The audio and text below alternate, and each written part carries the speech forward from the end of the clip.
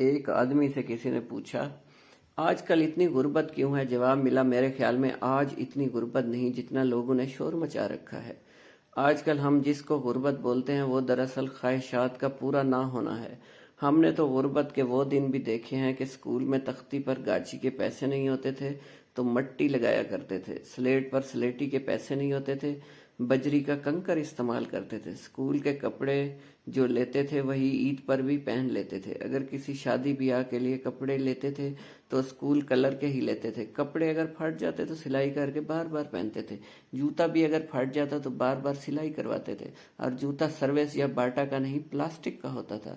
گھر میں اگر مہمان آ جاتا تو پڑوس کے ہر گھر سے کسی سے گھی، کسی سے مرچ، کسی سے نمک مانگ کر لاتے تھے۔ آج تو ماشاءاللہ ہر گھر میں ایک ایک ماہ کا سامان پڑا ہوتا ہے، مہمان تو کیا پوری بارات کا سامان موجود ہوتا ہے۔ آج تو اسکول کے بچوں کے 2 یا 3 یونیفارم ضرور ہوتے ہیں۔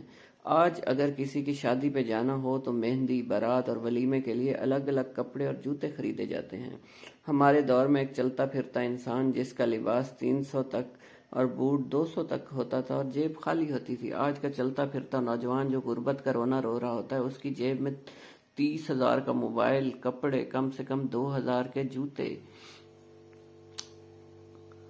اور سوٹ 3,000 کا۔ غربت کے دن تو وہ تھے جب گھر میں بتی جلانے کے لیے تیل نہیں ہوتا تھا، روئی کو سرسوں کے تیل میں ڈبو کر جلا لیتے، اور آج کے دور میں خواہشوں کی غربت ہے۔ اگر کسی کی شادی میں شامل ہونے کے لیے 3 جوڑے کپڑے یا عید کے لیے 3 جوڑے کپڑے نہ سلا سکے تو وہ سمجھتا ہے میں غریب ہوں۔ آج خواہشات کا پورا نہ ہونے کا نام غربت ہے۔ ہم ناشکرے ہو گئے ہیں، اس لیے برکتیں اٹھ گئی ہیں۔